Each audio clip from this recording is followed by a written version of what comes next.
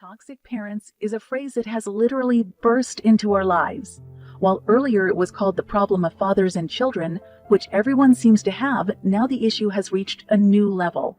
The internet is full of articles and books describing toxic relationships, parental abuse, and the results of the presence of all this in our lives. To some, the problem seems almost made up. They say that children are growing up so infantile, selfish, and ungrateful. For others, such relationships with relatives have become a real tragedy. Anna, 36 years old, does not communicate with her mother for more than 6 years. For the first time in my life, I began to live without fear and realized that it was possible to be happy. Her friends called me and said, "Shame on you. It's Mom. You're just ungrateful." My mother was born in the 1950s, a very educated woman. She was raised by her aunts and grandmothers who had lost their children in the war. They thought that since the war had ruined their lives, at least let the child live. I don't care at all about the fact that she beat me as a child. It's easy to forgive. But she hit her parents. I can't forget that. Dad ran away a long time ago. He paid alimony, even though my mom said there was none. He tried to communicate with me, but my mother prevented it. Then he gave up trying. In our society, the system of protecting women from a psychopathic man is weak, but somehow it swings. But with regard to women, there is no way. The man has practically no chance of taking the child away. So I stayed with my mother. If my mom hates these movies, I'm going to hate them too. If my mom hates me, I'm going to hate me too. Who didn't know my mother very well thought of her as a super intelligent, well-mannered woman. I really wanted to interact with this version of her, kind, intelligent, but that's not what got to me. I was almost always the bad one. Abnormal, an idiot, a sack of shit. These words were common. I think she made up some kind of ideal for herself. When very occasionally I matched it, she even praised me, but mostly I was different from him. I wasn't even accepted as a B. She was extremely aggressive about me getting married. She didn't like my husband. She told me how to communicate with him better, which was to build and manipulate him. Also, I had become, in her opinion, a slut since I got pregnant.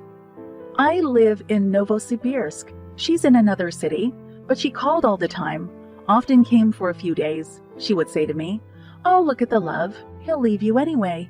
You'll come crawling back on your knees." She was a sweetheart and a sweetheart to my husband. But as soon as he left for work, she let all the dogs down on me. When I was suffering from morning sickness, she brought a herring with her and started boiling it right in the pot with my head. I was vomiting from the smell, and she cornered me and started forcibly opening my mouth and shoving herring eyes into my mouth. During the 9 months of my pregnancy, I endured such an onslaught of anger and insults from her that by the time I gave birth, I began to lose my mind. I didn't think to stop communicating with her then, because I had this thought in me: she's a mother, and a mother is sacred. I still wanted to build a good relationship with her. I had this illusion. It was my mother. Maybe she would understand me, see that we had a good family, and maybe be a good, beloved grandmother, I dreamed. I used to bake bread when she came over. I wanted to make her happy, to reset the relationship, so to speak. My boy was born with severe malformations. The child has the most severe autism, among other diseases. My mother kept insulting not only me, but also the baby. She said that this bastard would ruin my life and that I had to get rid of him. She said, "Put him in an orphanage. Give him to your mother-in-law if that fool wants a freak." During our last conversation on the phone, she started yelling something like that again.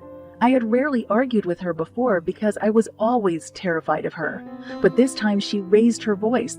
I told her to leave me alone and not to touch my son, and I reminded her that she had never had a quiet day during her pregnancy. She was shocked, so she started insulting me more. Then she threatened that since I dared to yell against her, she would not communicate with me until I asked for forgiveness. But at that moment, I realized that I needed to protect my family, so goodbye. I remember her words, "You'll understand how to live without Mom." And I knew how. It was easy to breathe. I'm 36 years old and I've only recently let go. I started working with a psychologist and I realized that I wasn't as horrible a jerk as I'd been led to believe. The decision to stop communicating was a conscious one. I just didn't have the strength anymore. She didn't call me either because of pride. Then somehow she found my phone, but I asked my husband not to pick up. She directed her friends who shamed me, said I was an ungrateful daughter, and almost demanded I apologize. We don't communicate for 6 years. There is no desire to resume the relationship. The first thing that changed immediately was a sharp improvement in my child's condition. Literally within a month, he started to notice things around him, and my tantrums stopped because there were no calls from her. I related it all. The baby used to have a very nervous mom who would get scolded harshly on the phone and be nervous all day long. And here mom doesn't get scolded. She's smiling. I feel so much better. Although I confess even now I sometimes think, I wish I could share this with my mother. She would like this, that. But I understand that if I go back to that person, it would start all over again. She said so often that she was unlucky with her daughter. What do you mean, unlucky? As a mother of a disabled child, it seems to me that when you have a healthy child, it's a blessing that blows your mind. What more do you need? I was left with not resentment, but rather pain. The pain that this was in my family, with me, with my childhood, in my life. John, 26, tries to minimize contact with his parents. About 6 or 7 years ago, I left my hometown. In the first years, I somehow tried to establish a relationship, or rather to involve my parents in my life. Then I realized that they and I have a completely different understanding of many things.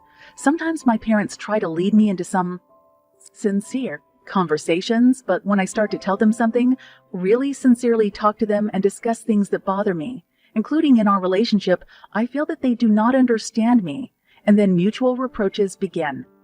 All these attempts at some kind of sincere communication end up in a formal style of communication. Now I'm trying to bring the relationship closer to zero, to make it neutral, as between people who have their own lives. It's been building up for a long time. Since I was a child, they taught me to be independent. I was an ordinary kid. I was involved in clubs. They weren't really interested, and I didn't really let them into my life. I had no need for support. I always came home on time. I could always cook for myself, and I didn't have to beg my parents all the time. You could say so. And if I needed some clothes, for example, they saw for themselves because I was in front of them. When I left, I felt that I disappeared from their apartment, disappeared from direct sight, and their interest in me disappeared too. My parents had an opportunity to help me because in principle they allowed themselves to spend money on some non-essential things, so to speak. They could have fun, plan a vacation abroad, and in the meantime, I needed 1/10 of what they were spending. I was on welfare. I had no way to support myself while I was studying. I stopped feeling that support, stopped feeling that my parents were somehow thinking about me. They only sent money on request. This amount was only enough for a short period of time, a week or two, for food and basic household needs. I had to borrow money and figure out ways to somehow survive the moment. Literally, winter came. I had no winter shoes. I called my parents, but it was not part of their plans. I told my parents about my life, about problems with my peers and so on. But I didn't see any interest from my parents, didn't hear any questions. What and how? When I graduated from university, I found a job, and in principle, I was already doing well. I even sorted out my housing. And in one of my conversations with my mother, she called me, congratulating me on the housewarming. She asked me how to help me. I said I needed a washing machine. She said, okay, but then she disappeared and was never heard from again. She didn't communicate with me for the next couple of months. She didn't get in touch with me. It's not about money, it's about attitude, about attention. At first, they made a situation where I couldn't rely on them, couldn't count on them, weren't interested, didn't try to share my difficulties, to support me. And then they started resenting the fact that we don't have such warm relationships, that I have my own thoughts and we don't communicate much. They think that I just need to grow up. They put it down to some kind of childishness, to the fact that I haven't grown up yet, and am acting like a teenager. In my opinion, the only way to preserve communication is for me to find a therapist and for my parents to find a therapist to work through this situation and study it thoroughly.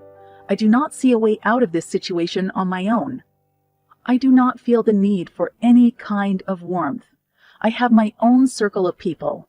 I have my own family that will always support me, and I am sure of them. But at the same time, I understand that sooner or later, the time will come when we will have to have some kind of contact.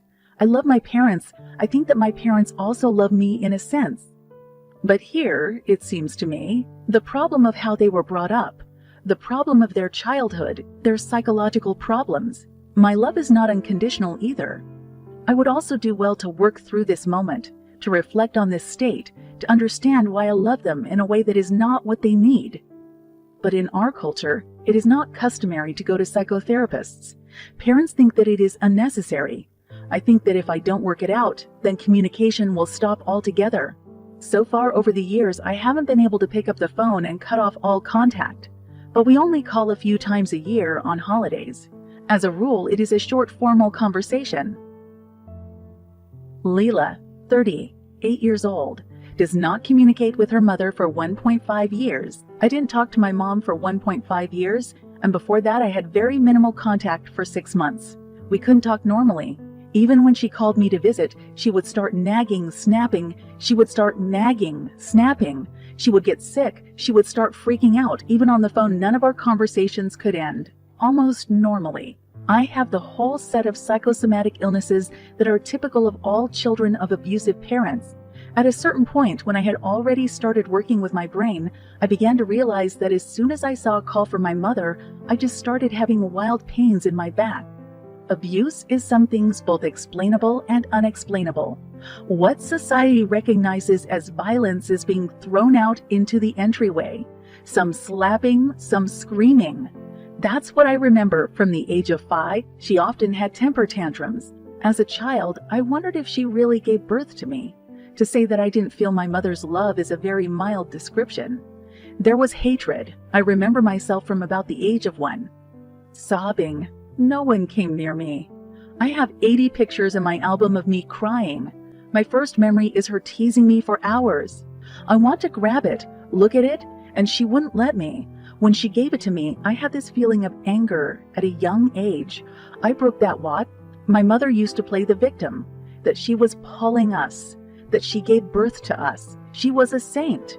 You live with that and don't realize that something is wrong. I was a good student. I went to classes on my own.